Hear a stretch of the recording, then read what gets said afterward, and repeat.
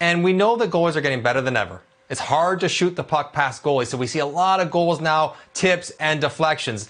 And so much of being in front of the net with tipping a puck is instinctive, but there is some philosophy, some foundational ideas behind them on where and how to tip a puck. So I'm going to run through a few of the different options on where and how to tip a puck. Now, option one is a shot that is coming right along the ice. Now, these ones are pretty easy to hit because they are right on the ice. And we saw this in the Dallas game where Pavelski sets it down to Radulov. Now, when the puck comes along the ice, you want to try to redirect it upstairs. You want to elevate it. You just don't want to switch directions, but ideally elevate it to get to the top part of the net where the goaltender's pads will not be. If you can change directions left or right along with it as well, that's good. But the most important part of this is that you have to open your blade up and slide it underneath the puck to get it to ramp up the blade into the top of it. And how open you leave your blade will be determined by how close you are to the net, how close you are to the goalie, and how quickly you need to elevate it. Radulov does a great job there cutting under it just enough to slide it over top of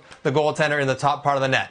That's pretty obvious. Puck on the ice, you probably want to try to elevate it, slide your stick underneath it, try to get it up and over top of the pads. That's a regular shot. Where the second option, where a lot of shots come in right now, are shots that are a foot or two off the ice.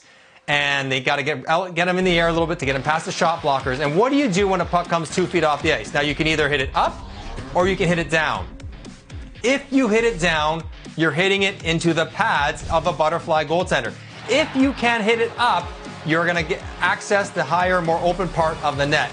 And you see on this one, what a nice job this is by Garyanov to get a stick on this and try to tip it up. These are harder. It is more difficult to tip the puck up on a shot that's 2 feet off the ice than it is to tip it down.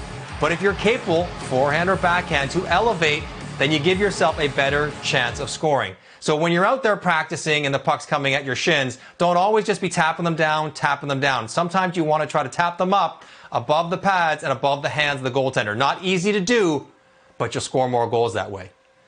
The third option, what if someone's buzzing the tower and a puck is coming chest high? These ones are actually quite easy because there's only one place really to tip them, and that's down. And you like this because goaltenders will often rise up and get tight towards the puck coming towards their chest. TJ Oshie does a great job with this. Not only tips it down, but pulls it back in behind the goaltender.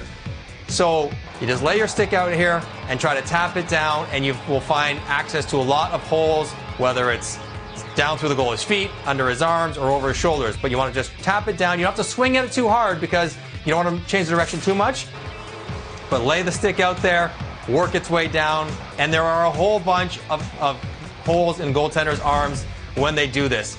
As a forward, if you can get past the fear of pucks coming up by your face, this is actually one of the preferred shots to tip because it's easy to control your stick when it's higher up by your shoulders, and it's easier to find holes when you're just able to tip them down a little bit. So we like those as long as they're not coming right at us, whether it's on the backhand or on the forehand. When you're practicing, tipping those high ones down when you can. The fourth one that I'm going to explore is that high slot tip redirection. Think of the Sedins, think of Sidney Crosby, and you offer up your stick as a target. But with a change in the rules now where you can redirect on purpose pucks off your skates, it's important to offer up a secondary target. Good defense and defense coverage will take your stick away. But if you offer up, yes, your skate and get it flat on the ice if you can, it offers a second target for a passer to hit. You see Joe Pavelski get it with the heel of his skate while getting checked. You don't have to score it off your blade. You can put your skate out there and all of a sudden your skate blade is about as big as your stick blade. Now you have twice the surface area for the passer to hit for a redirect. It doesn't have to be a particularly accurate redirection. You're just trying to chip it past the goaltender. So when you are doing drills and you're going back door and you're looking for a pass to tap in the net, throw that front skate out there, try to get it flat on the ice, and give a secondary target for your passer so that you have twice as much room to make a pass and hopefully score a goal. So those are some of the foundational ideas, depending on where the puck is, where the defenseman is, and where the goalie is, to try to score more goals. So, Jackie, that's the tips on the tips.